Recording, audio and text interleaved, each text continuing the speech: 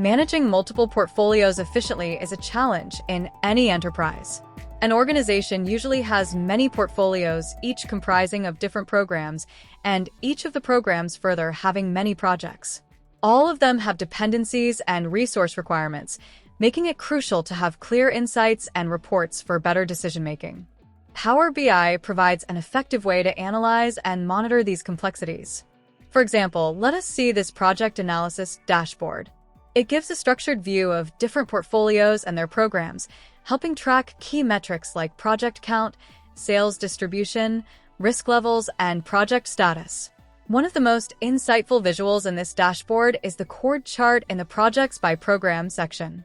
This chart shows how different programs, such as development, support, and consulting, are interconnected.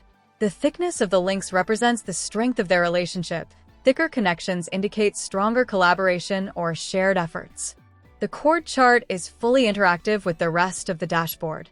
Selecting a specific program dynamically updates the sales by programs, status, and risk analysis charts, making it easier to analyze dependencies, monitor workloads, and allocate resources efficiently.